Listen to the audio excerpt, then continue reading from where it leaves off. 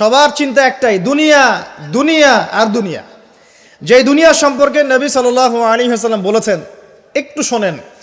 যে মনে করেন এটা একটা মহাসাগর, নবী সাল্লাল্লাহু আলাইহি ওয়াসাল্লাম বলছেন এখানে একটা আঙ্গুল ঢুকিয়ে দাও, দিয়ে বের করো। এই আঙ্গুলে যতটুকু পানি আছে এটা দুনিয়া, আর এই পুরো মহাসাগরে যত পানি আছে এটা পরকাল। একদিন সাহাবীদেরকে নিয়ে নবী যাচ্ছেন সাল্লাল্লাহু আলাইহি ওয়াসাল্লাম, একটা মৃত গাধা বা বকরির বাচ্চা পড়ে আছে, মৃত গাধা বকরির বাচ্চা। সাহাবীদেরকে বলছেন, হে আমার সাহাবীরা, তোমরা কি এই বকরির বাচ্চাটাকে 1 দিরহামের বিনিময়ে কিনতে চাও? কিসের বিনিময়ে? 1 দিরহাম। তো দিরহাম কি জিনিস সেটা পরে বোঝাবো এখন ইনশাআল্লাহ, ওইগুলো এখন বুঝবেন না। দিরহাম কি জিনিস ওটা পরে বুঝবেন। দিরহাম থাকলে আর রিজার্ভ কমতো না। দিরহাম থাকতো যদি কোনো কান্ট্রি রিজার্ভ আর কমতো না। রিজার্ভ কমে ডলারের ভিত্তিতে, আর ডলার হচ্ছে এখন সারা ওয়ার্ল্ডের ডমিনেটিং কারেন্সি, ওটাকে হার্ড কারেন্সি বলে। মানে আপনি তেল কিনতে চান, 1 কোটি টাকা ব্রিফকেসে নিয়ে আমাদের আবু ধাবিতে চলে যান, গিয়ে শেখদেরকে বলেন যে আমাকে 1 কোটি টাকার তেল দেন, 1 ফোঁটাও তেল দিবেন আপনাকে, দিবে না। যতক্ষণ আপনি ওই টাকাটাকে ডলারে কনভার্ট করবেন তারপর দিবেন, আপনাকে তখন সুন্দর মতো তেল দিবে। এই dollar petrol, dollar petrol, petrol ছাড়া ডলারের এক্সচেঞ্জ নাই। এটা হচ্ছে পেট্রো ডলার মনিটরিং সিস্টেম। এবং এটা নিয়ে কথা বললে আবার এক শ্রেণীর ঘুমটাওয়ালা শায়েখ আছে, বলবে খারেজি হয়ে গেছে। যাই হোক, এটা একটা জুলুম। কিরকম জুলুম? যে আপনি আপনার ইকোনমিক পুরো ব্যালেন্সটাকে ডলারের মানদণ্ডে যাচাই করতে হবে। আপনি যতই সমৃদ্ধশালী হন না কেন, আপনি ওই হার্ড কারেন্সিকে টেক্কা দিতে পারবেন না। আপনার কাছে গোল্ড আছে মনে করেন, সোনা। এখন সোনাটাকে আপনি যে ভাঙাবেন, ভাঙিয়ে যে মানে কান্ট্রির অন্যান্য ডেভেলপমেন্টের কাজে লাগাবেন, তার জন্য ডলারের সিঁড়ি পার হয়ে যেতে হবে আপনাকে।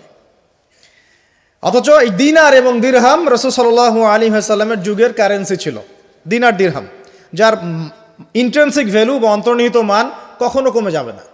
দেখাচ্ছি, দাঁড়ান, আমি এমনি এমনি করে কথা বলি না। আসহাবুল কাহফ কত বছর ঘুমিয়েছিলেন বলেন? 309 বছর। 309 বছর। পকেটের মধ্যে কিছু কয়েন ছিল, সোনার আর রূপার কয়েন। এই এলাকা ছেড়ে চলে গেছে, গুহার মধ্যে ঘুমিয়েছে, রাত কাটাবে। আল্লাহ পাক ঘুম পাড়িয়ে রেখেছেন 309 বছর। 309 বছর ঘুম থেকে ওঠার পর তারা বলছে, কেম লেবিস্তুম, তোমরা কতদিন ঘুমিয়েছো? একজন বলছে লেবিস না ইয়াওমান আও বা'দা ইয়াওম, একদিন ঘুমিয়েছি বা একদিনের কিছু অংশ ঘুমিয়েছে। ঠিক আছে, ঘুম থেকে উঠেছে, এখন ক্ষুধার্ত আমরা, যাও এই মুদ্রাগুলো নিয়ে বাজারে যাও, বাজারে গিয়ে দেখো ফালয়ানজুর আইয়ুহা আজকা তুআমা, খেয়াল করে দেখো কোন খাবারটা উত্তম পবিত্র, ওটা নিয়ে আসো। তো 309 বছর একটা মুদ্রা নিয়ে ঘুমানোর পরেও মুদ্রার মান কমে যায়নি। ওই টাকা দিয়ে ঠিকই রুটি কেনা গেছে। এখন আপনি আপনার কারেন্সিগুলো নিয়ে 309 বছর ঘুমানো লাগবে না, আপনি 10 বছর ঘুমান। 10 লাখ টাকা নিয়ে 10 বছর ঘুমান। 10 লাখ টাকার মান যদি 9 লাখ টাকায় না নেমে আনছে, তাহলে আমি নাম বদলাই ফেলাবো। এখন 1 লাখ, দাঁড়ান, ঠিক বলেন না, দাঁড়ান, বোঝেন আগে। এখন এই যে 1 লাখ টাকার মানটা হারালেন আপনি, 1 লাখ টাকার মানটা আপনি হারিয়ে ফেললেন। তো ওই 1 লাখ টাকা আর্ন করার জন্য আপনাকে শ্রম দিতে হয়নি? আপনার মাথার ঘাম পায়ে ফেলতে হয়েছে না? তাহলে আপনার শ্রমটা গেল কোথায়? তাহলে কেউ আপনার শ্রমটা লুটে পুটে খেয়ে ফেললো। যেহেতু আপনার কারেন্সির মানটা ডলার বেসড, এই কারণে ওই মনিটরিং সিস্টেম যারা চালায় ওরা আপনার এভাবে করে শ্রমটাকে সিজ করে ফেলে দেবে। আর আমি যদি আপনাকে আমার ফার্মে কাজ করিয়ে সারাদিন কাজ করানোর পরে আপনাকে কোনো পারিশ্রমিক না দেই, শ্রমের কোনো মূল্য না দেই, আপনি আমাকে জালেম বলবেন না? বলবেন কি না? ঠিক এই কারণে আমরা বলছি এই মনিটরিং সিস্টেমটাই জুলুম। আর নবীজি বলছে দিনারের কথা বলছেন, দিরহামের কথা বলছেন। এটা যদি আপনার পকেটে থাকতো 309 বছর কেন, 1000 বছর পর উঠলে ওটার মান সেটাই থাকবে, কমতো না। এই হলো ইসলামিক কারেন্সি। তো এটা নিয়ে কথা বললে আবার এক শ্রেণীর ঘুমটাওয়ালা শায়েখ আছে, কিছু সত্য কথা ওরা হজম করতে পারে না। তখন দেখা যায় যে একটা ফতোয়া দিবে, এ খারেজি হয়ে গেছে, মানে ফাইজলামি পাইছে আর কি। কে খারেজি একটু বলে নেই। খারেজি আকীদাটা কি আসলে? খারেজি আকীদা হচ্ছে কোনো ব্যক্তি যদি অন্য কোনো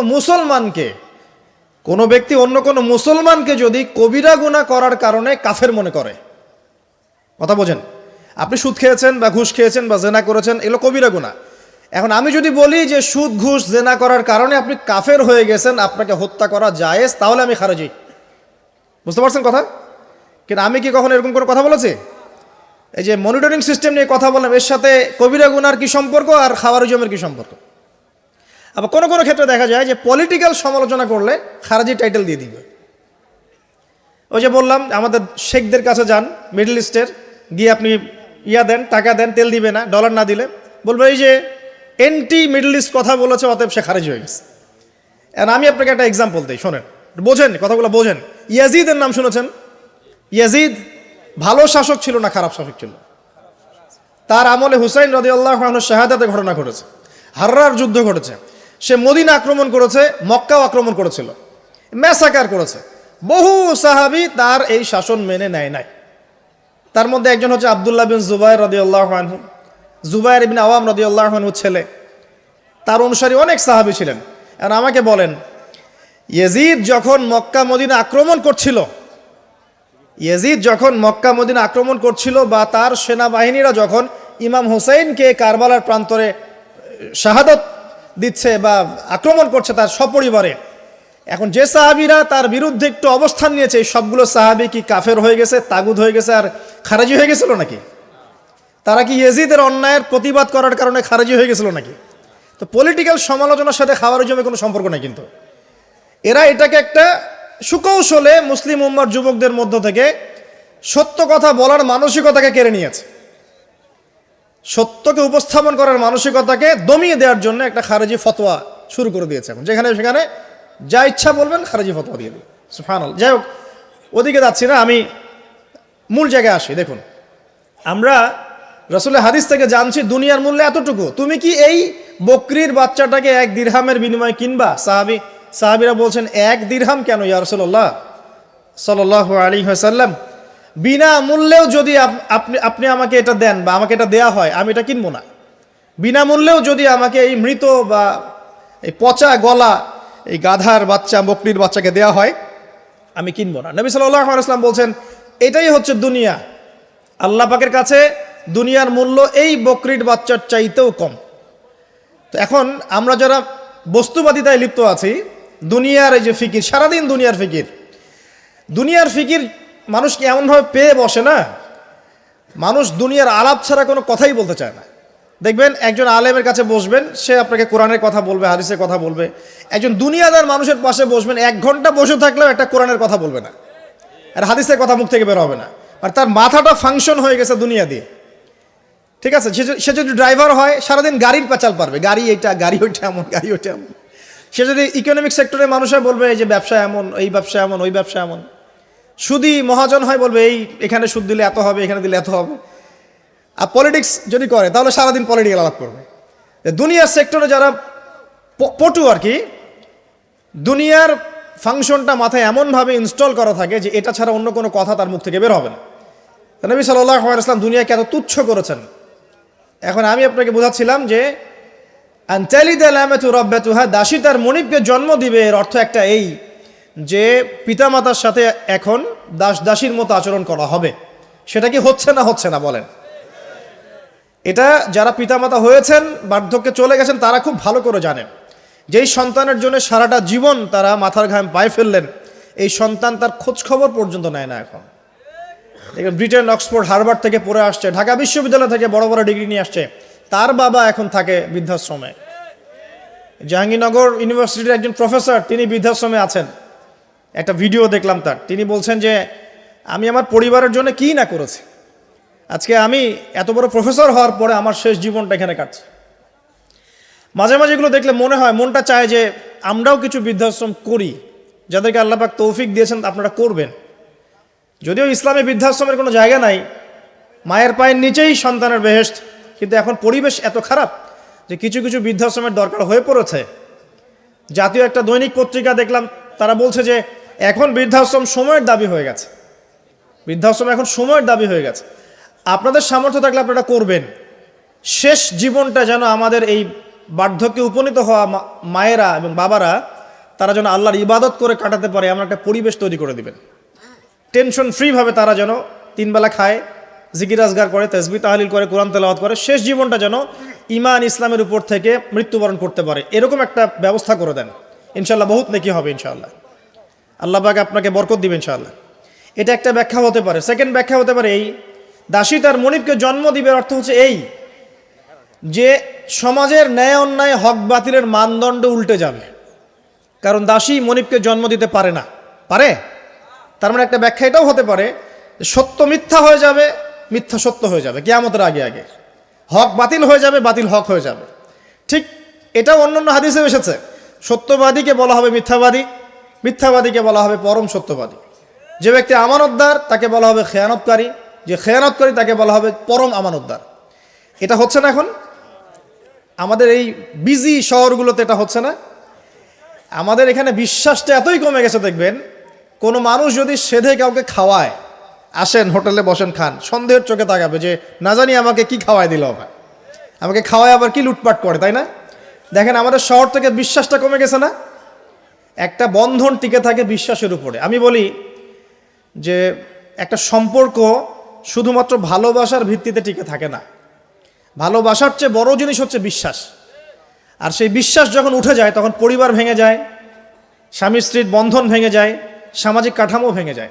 আমাদের সমাজ থেকে বিশ্বাসটা উঠে গেছে, দেখবেন কেউ কাউকে বিশ্বাস করতে পারে না। হ্যাঁ, তো এই যে বস্তুবাদিতা আমাদের বিশ্বাসটাকে নষ্ট করে ফেলল। খেয়াল করে দেখেন, এই রাত্রেবেলা গাড়ি নিয়ে যাবেন, রাস্তায় যদি কেউ দাঁড়িয়ে থাকে, ভাই আমি খুব বিপদে পড়েছি একটু লিফট দেন, ভয়েই দাঁড়াবো না এখানে গাড়ি নিয়ে, না জানি আবার কোন ট্র্যাপে ফেলায়, তাই না? বিশ্বাস প্রতারণার কি যুগ, কেউ কাউকে বিশ্বাস করতে পারছে না, কেউ কাউকে বিশ্বাস করতে পারছে না। স্বামী তার স্ত্রীকে বিশ্বাস করে না। এই শহরে বহু স্বামী আছে এই শহরের, স্ত্রীকে বিশ্বাস করে না, কারণ জানে যে আমি বাইরে গেলে ফোনে অনেকগুলো বেটার সাথে লাইন মারে, স্বামী খুব ভালো করে জানে। এ কারণে দেখা যায় স্বামীও বাইরে আবার কয়েকটা একাধিক ওই যে বলবো উপস্ত্রী উপপত্নী জোগাড় করে রেখে দিছে, আছে না? মেয়ে স্ত্রী বাসায়, স্বামী যখন চলে যায় স্ত্রী অন্যের সাথে পরকিয়া করে, আবার স্বামী বাইরে গিয়ে স্ত্রীকে বাদ দিয়ে অন্য মেয়ের সাথে পরকিয়া করে। এই জিনিসটাই শহরে বেশি না কম বলেন? লজ্জা করেন না, সত্যি কথা বলেন, এটা বেশি না কম? বেশি, দিন দিন বাড়ছে। আর যে মিডিয়াগুলো আমরা দেখি এগুলোই শিখায় আমাদেরকে, পরকীয়া শিখায় না, পরকীয়া শিখায়। আর এটা যে এত ভয়াবহ মহামারী আকার ধারণ করেছে না, যে অনেক ক্ষেত্রে দেখা যায় স্বামী অফিসে যাওয়ার সাথে সাথেই বয়ফ্রেন্ড বাসায় হাজির। এই যে বাক্সে বাক্সে বন্দি জীবন বললাম, বাক্সে বাক্সে বন্দি ফ্ল্যাটের ভিতরে তো ঢুকলে আর বোঝা যায় না ভিতরে কি হচ্ছে। কত ফ্ল্যাটে যে জেনা হয় এখন এই শহরে আল্লাহ ভালো জানে। এই ফ্ল্যাটের প্রত্যেকটা ইঞ্চি ইঞ্চি মাটি আল্লাহর কাছে সাক্ষী দিবে। যেখানে যে মাটিতে বসে অবিবাহিত যুবক যুবতী জেনা করেছে আর বিবাহিত যুবক যুবতীরা এবং এই স্বামী স্ত্রীর জেনা করেছে, এর ইঞ্চি ইঞ্চি মাটি আল্লাহর কাছে কথা বলবে, এর ইঞ্চি ইঞ্চি মাটি আল্লাহর সামনে কথা বলবে। ইযা যুলজিলাতিল আরদু জিলজালাহা ওয়া আখরাজাতিল আরদি আসকালাহা ওয়া ক্বালা লিল ইনসানু মা লাহা ইয়াওমাইযিন তুহাদ্দিসু আখবারাহা। সেদিন তুহাদ্দিসু আখবারাহা, জমিন তার খবর বলবে আল্লাহর কাছে।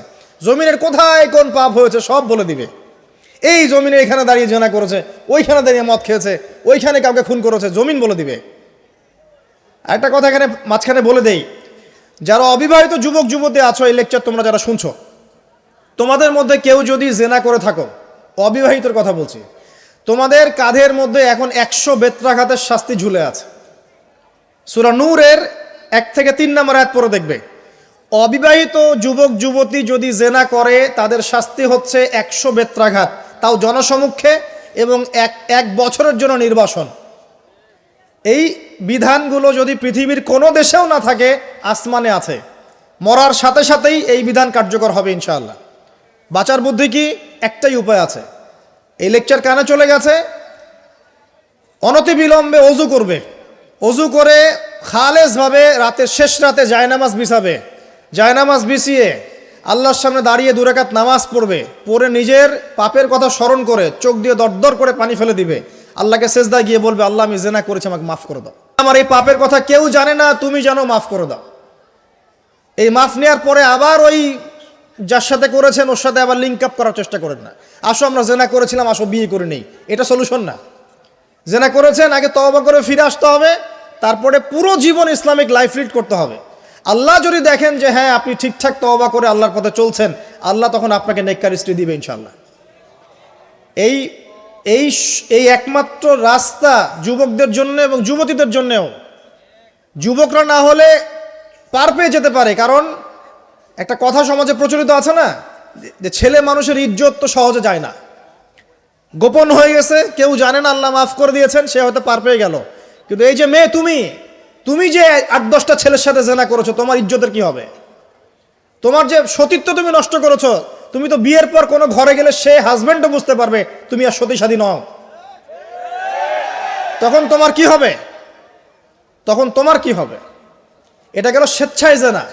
আর যদি আপনি ধর্ষণ করে থাকেন কাউকে, তাহলে তার হক তাকে ফেরত দিতে হবে। কিভাবে দিবেন সেটা আপনার বিষয়। আল্লাহর কাছে ক্ষমা চান, ইস্তেগফার করেন। জেনার ফলশ্রুতিতে সমাজে মহামারী নেমে আসে। জেনা, পরকীয়া, অশ্লীলতার কারণে সমাজে এমন সব রোগ ব্যাধির উদ্ভব হয় যেগুলো কখনো ছিল না। এই শহরটা জেনার শহর। আমাদের এই ঢাকা শহর জেনার শহর। আপনাকে এটা বোঝার জন্য আমার লেকচার না শুনে আপনি পেপার পত্রিকা ঘাটেন, অনলাইন সার্চ করেন, দেখবেন এই শহরে আনাচে কানাচে জেনা হয় এবং ওপেন জেনা হয়। মানুষ জেনাকে হালাল মনে করে। এই শহরের যুবক যুবতী যারা একে অপরের সাথে বয়ফ্রেন্ড গার্লফ্রেন্ড কালচারে লিপ্ত আছে, এটাকে তারা হালাল মনে করে, কেউ হারামও মনে করে না। কত বড় সাহস দেখায়। আর রাস্তা দিয়ে আমরা হেঁটে গেলেও বয়ফ্রেন্ড গার্লফ্রেন্ড এসে আমাদেরকে সালাম দেয়, হুজুর আমাদের জন্য একটু দোয়া করেন। তো প্রত্যেকটা পার্কে যাবেন, এই যে আপনাদের রেস্টুরেন্টগুলোতে যাবেন, দর্শনীয় যে স্পটগুলো সেখানে যাবেন, দেধার সে জেনা হচ্ছে, জেনা আর জেনা। আমি এই যুগের কথাই বলছি। নবী সাল্লাল্লাহু আলাইহি ওয়াসাল্লাম বলছেন, আমাদের নবী বলছেন, আমার উম্মতের একটা অংশ, সবাই না, আমার উম্মতের একটা অংশ অবশ্যই জেনাকে হালাল করে নেবে, অবশ্যই মদকে হালাল করে নেবে, মদ পান করবে কিন্তু মদের নাম অন্য দিবে, এবং তারা গান বাজনা বাদ্যযন্ত্র নর্তকীদেরকে হালাল মনে করে নিবে।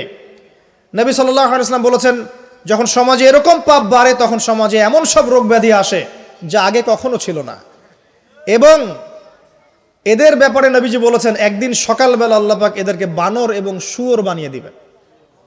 কিয়ামতের আগে এই ঘটনাও ঘটবে, বিকৃত হবে।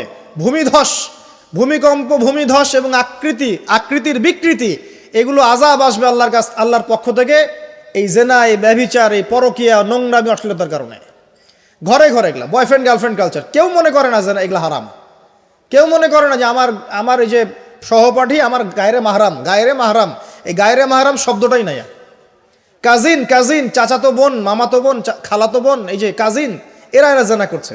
কি দেখা বাকি রেখেছে এই যুগে আমরা দেখছি যে নিজের মেয়ের সাথে পিতার শারীরিক সম্পর্ক। পেপার পত্রিকা পড়েন, একটু অনলাইন ঘাটেন, দেখেন কোন যুগে আছেন আপনি। সমাজে ন্যায় অন্যায় হক বাতিলের মানদণ্ডই উল্টে যাবে। মানুষ ন্যায়কে অন্যায় মনে করবে, অন্যায়গুলোকে ন্যায় মনে করে নিবে। কোনো মানদণ্ড নাই। আমাদের শহরের এই অবস্থা, শান্তিতে কিভাবে ঘুমাবেন আপনি? নিশ্চিন্তে থাকবেন কিভাবে? কখন যে আল্লাহর গজব চলে আসে। কোরআনে একটা আয়াত আছে, যখন আল্লাহ পাকের গজব আসবে তখন শুধু জালেমদের উপর খাস করে আসবে না। আলেমদেরকে জিজ্ঞাসা করেন, আলেম ওলামাদেরকে জিজ্ঞাসা করেন, যখন আল্লাহর গজব আসবে জালেমদের উপরে শুধু খাসভাবে আসবে না, সবার উপরে আসবে। তা আমি খুব ভালো মানুষ, ওয়াজ করছি, নসিহত করছি, পার পেয়ে যাবো এমন ভাবার সুযোগই নাই। আপনাকে আপনার সাধ্য মতো অন্যায়ের প্রতিবাদ করার চেষ্টা করতে হবে। লা তা'মুরুন্না বিল মা'রুফ, নবীজি বলছেন, অবশ্যই তোমরা সৎ কাজের আদেশ করো। ওয়া লা তানহাউন্না আনিল মুনকার, অবশ্যই অসৎ কাজে নিষেধ করো। আও লা ইউশিকান্নাল্লাহু আন ইয়াবআসা আলাইকুম ইকাবাম মিন, অন্যথায় আমি আশঙ্কা করি তোমাদের উপর আল্লাহর পক্ষ থেকে বিশাল গজব আসবে। সুম্মা তাদউনাহু, এরপর তোমরা সবাই আল্লাহর কাছে দোয়া করবে, আল্লাহ গজব সরিয়ে দাও। লা ইউস্তাজাবু দুআকুম, তোমাদের দোয়া কবুল করা হবে না।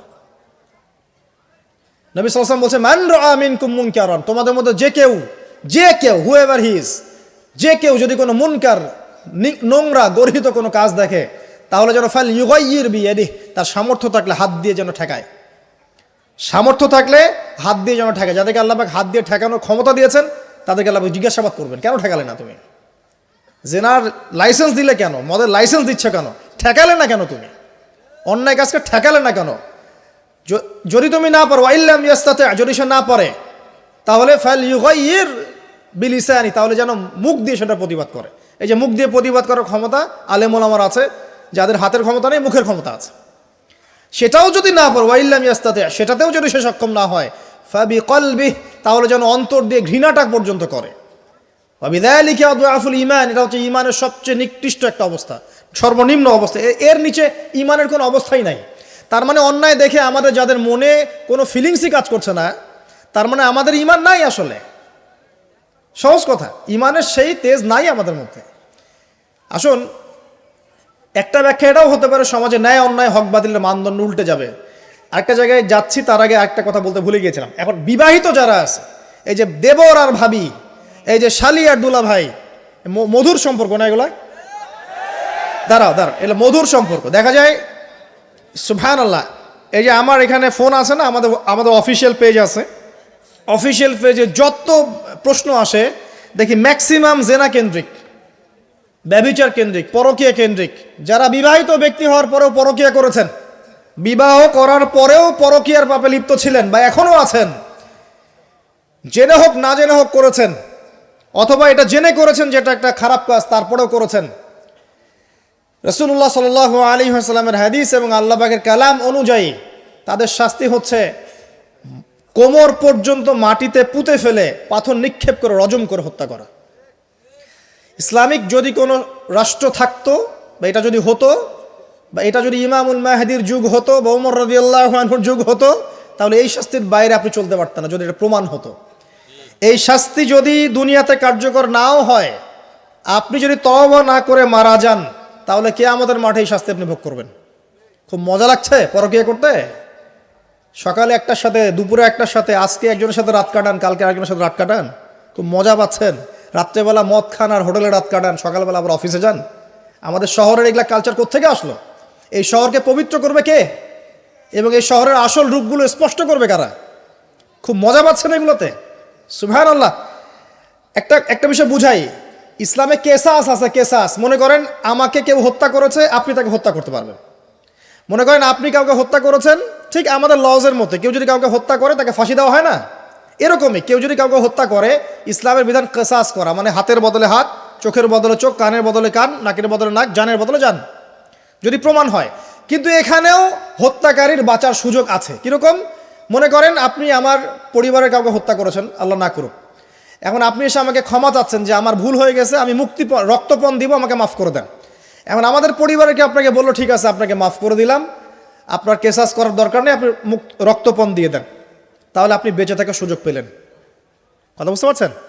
আরেকটা হচ্ছে মুরতাদ। মনে করেন কেউ ইসলামের কিছু বিষয়কে অস্বীকার করেছে, তাকে জেলখানায় বন্দি করে রাখা হবে, সুযোগ দেওয়া হবে যে আপনি কি এগুলো জেনে শুনে বলেছেন নাকি এর উপর অটল থাকবেন না ফিরে আসবেন। সে যদি বলে না আমি তওবা করলাম, আমি এগুলো থেকে ফিরে আসলাম, ও বেঁচে থাকার অধিকার পেয়ে গেল। কিন্তু বিবাহিত ব্যক্তি যারা ব্যভিচার করেছে, বিবাহিত ছেলে বা মেয়ে ব্যভিচার করেছে, তওবা করে যদি ফিরেও আসে, রজমের শাস্তি থেকে বাঁচার কোনো সুযোগ নাই। বুঝাতে পারছি না? একজন মহিলার কথা বলি তারা বুঝতে পারবেন। এটা একজন মহিলা সাহাবীর ক্ষেত্রেও হয়েছে, একজন পুরুষ সাহাবীর ক্ষেত্রেও হয়েছে। আচ্ছা, পুরুষ সাহাবীর কথা বাদ দিয়ে মহিলা সাহাবীর কথাটা বলি। মহিলা সাহাবী এসেছেন, এসে নবীজিকে বলছেন ইয়া রাসূলুল্লাহ তাহিরনি, আমাকে পবিত্র করুন, আমি একটা অন্যায় করেছি, আমি বিশাল একটা অন্যায় করেছি। নবী সাল্লাল্লাহু আলাইহি ওয়াসাল্লাম বলছে কি করেছো তুমি? তখন সে বলছে আমি জিনা করেছি। নবী সাল্লাল্লাহু আলাইহি ওয়াসাল্লাম বলছেন বাসায় যাও, বাসায় গিয়ে আল্লাহর কাছে তওবা করো, আল্লাহ পাক মাফ করে দিবেন। নবীজি এটাকে হাইড করতে চাচ্ছেন, কারণ কি, যখন আপনি কেস আদালতে নিয়ে যাবেন তখন তো উপায় নাই, আপনাকে তো বিচার করতেই হবে। তুমি বাসায় ফিরে যাও, তওবা করো, আল্লাহ মাফ করে দিবেন।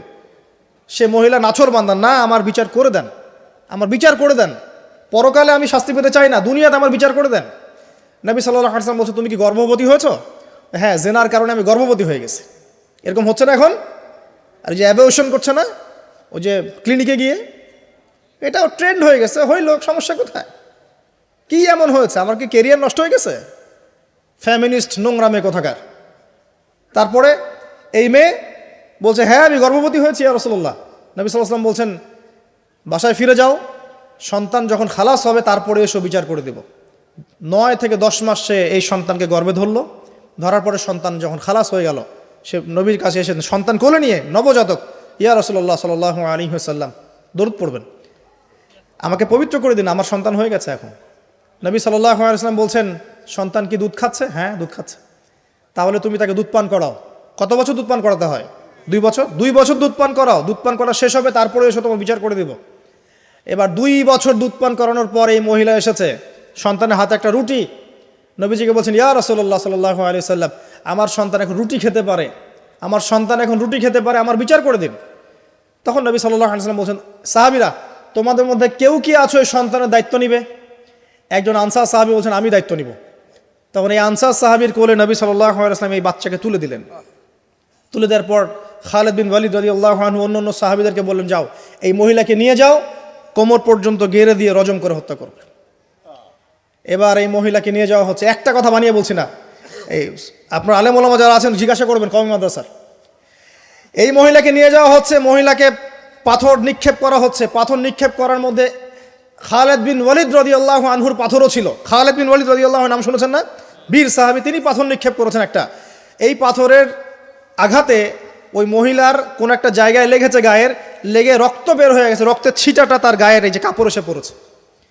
কাপড় এসে পড়ার সাথে সাথে খালিদ বিন ওয়ালিদ রাদিয়াল্লাহু আনহু বলছেন, ছি ছি ছি ছি ছি, আমার গায়ের মধ্যে এরকম নোংরা ব্যভিচারী মহিলার রক্ত পড়লো কিভাবে?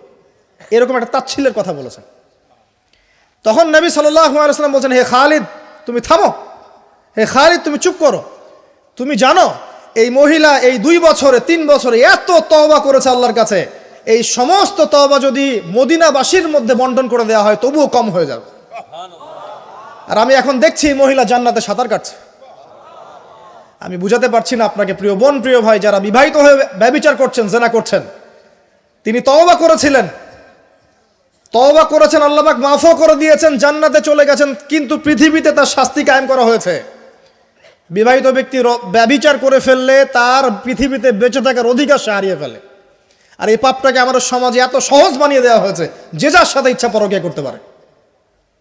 মেয়েও করছে, ভাবিও করছে, শালিও করে, দুলাভাইও করে, সবাই আমরা পরকীয়া করতে যাচ্ছি।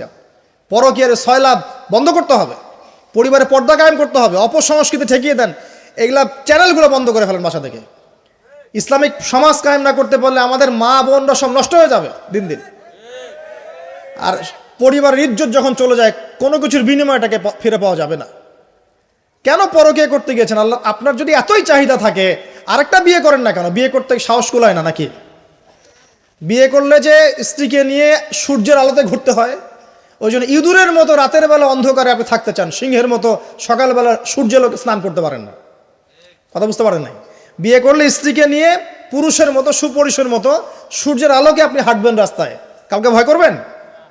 আপনার মতো কোনো ভয় কাজ করবে না। আর এখন আপনি ইঁদুরের মতো রাতের অন্ধকারে রাত কাটান অন্য মেয়ের ঘরে গিয়ে। এই শহরের এই মহামারীগুলো বন্ধ করতে হবে। আমি এই শহরের একজন শুভাকাঙ্ক্ষী বাসিন্দা, আমি এখানকার। আমি আমার চোখ দিয়ে যা দেখছি, এটা দেখার পর চুপ থাকতে পারি না।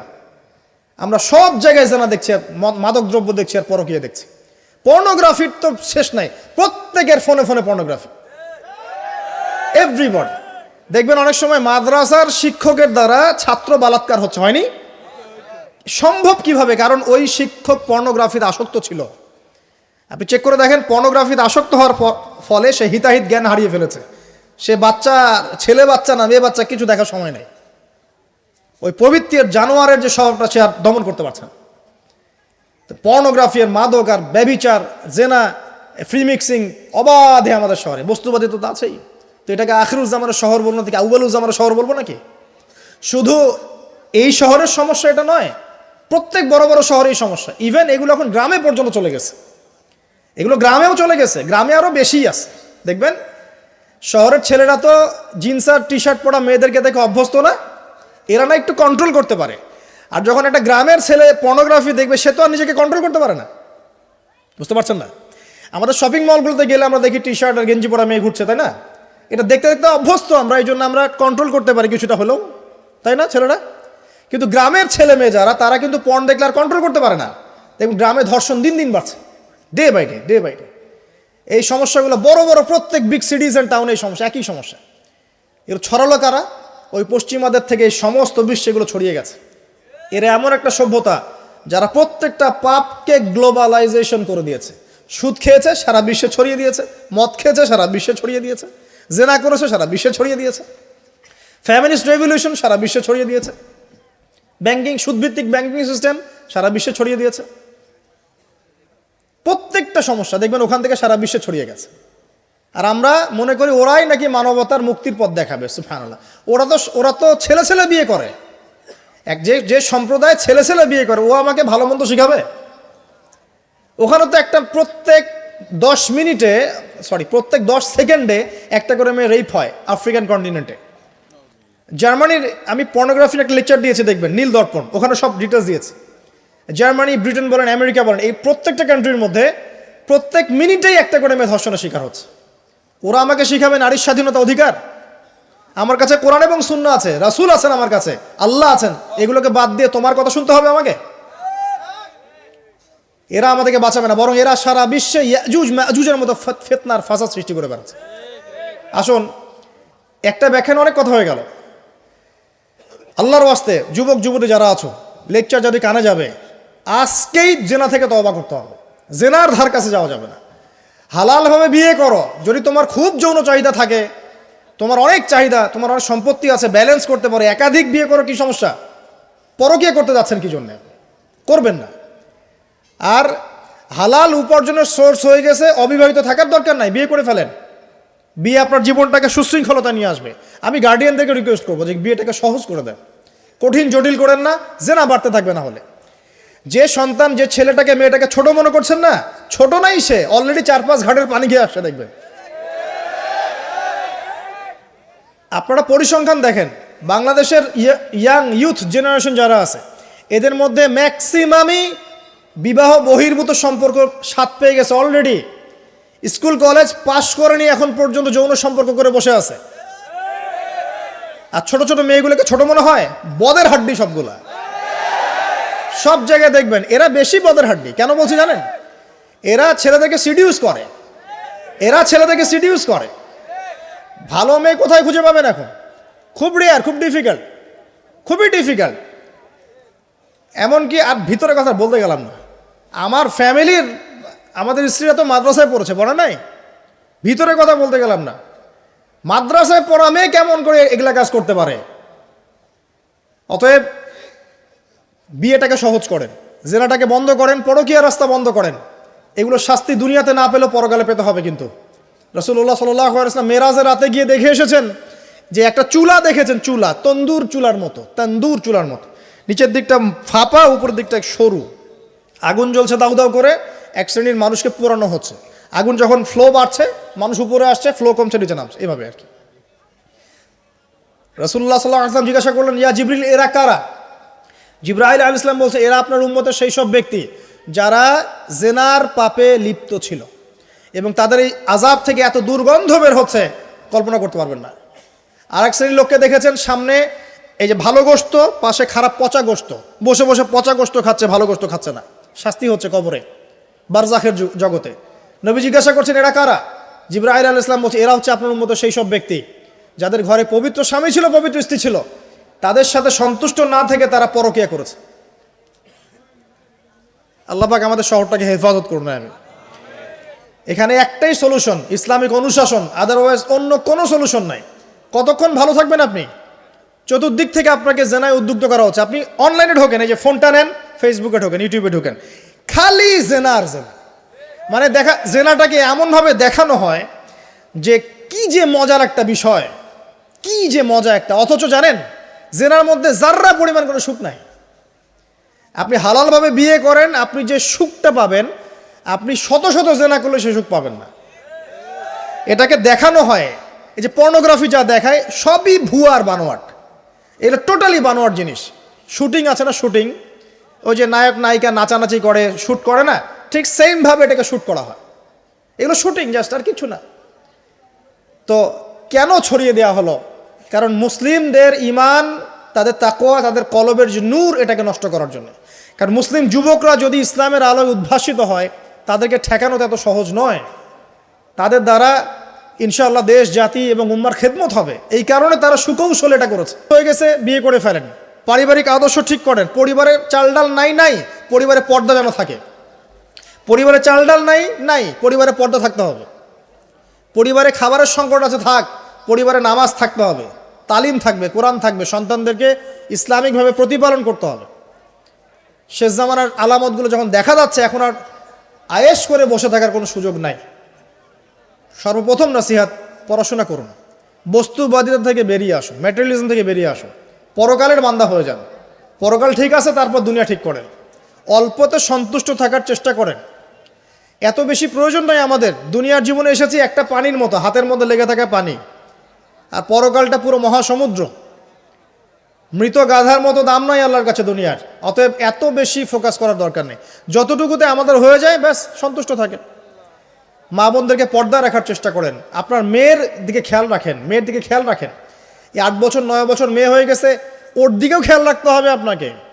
প্রচুর বাচ্চাদের উপরে অ্যাবিউজিং বেড়েছে, বাচ্চাদের উপরে অ্যাবিউজিং প্রচুর বেড়ে গেছে। ছোট ছোট বাচ্চাদেরকে রেপ করা হচ্ছে এখন। বাসায় পর্দা খুব স্ট্রিক্টলি মেনটেন করতে হবে। এই বয়ফ্রেন্ড গার্লফ্রেন্ড কালচার বাদ দেন। এই জেনার নামে বয়ফ্রেন্ড গার্লফ্রেন্ড কালচার বন্ধ করেন, ফ্রি মিক্সিং বন্ধ করেন। আপনার মেয়েকে পড়াতে চান, আপনি মেয়েদের স্কুলে দেন, মেয়েদের কলেজে দেন, মেয়েদের মাদ্রাসায় দেন। ফ্রি মিক্সিং আছে ওখানে দিয়েন না। আপনি চাকরি করতে যাচ্ছেন মেয়ে হয়ে, যেখানে মেয়েরা চাকরি করে সেখানে করেন। ছেলেদের সাথে ফ্রি মিক্সিংয়ে যায় না। যদি ইজ্জতের মূল্য থেকে থাকে তাহলে এগুলো করেন।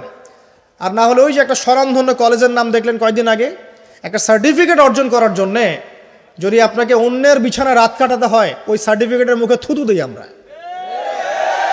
কোনো প্রয়োজন আছে? ইজ্জত বিক্রি করে সার্টিফিকেট অর্জন করতে হবে? আর তোমরা একটা চাকরি পাওয়ার জন্যে অন্যায়ভাবে অন্যদেরকে হল থেকে বহিষ্কার করছো, পিটাচ্ছ, হকি স্টিক দিয়ে মারছো, এর ফল কি তোমাকে পরকালে ভোগ করতে হবে না? একটা চাকরির জন্য তুমি তোমার গায়রতকে বিসর্জন দিয়ে দিলা, অনেস্টিকে বিসর্জন দিয়ে দিলা। রিজিকের মালিক কে? অতএব আল্লাহ রিজিক দিবে তোমাকে। অন্যায়ের সাথে আপোষ করে চাকরি পেতে যাও না। অন্যায় কাজ করে অন্যায়ের পথে থেকে অন্যায়ের পথে যারা আছে ওদেরকে সন্তুষ্ট করে চাকরির আশা করো না। ওই চাকরিতেও কোনো বরকত থাকবে না। নিজের যোগ্যতায় নিজের পরিচয় সৃষ্টি কর, নিজের পরিচয় নিজের যোগ্যতায় সৃষ্টি করো। ইনশাআল্লাহ আল্লাহ পাক তোমাকে বেহিসাব রিজিক দিবে ইনশাআল্লাহ।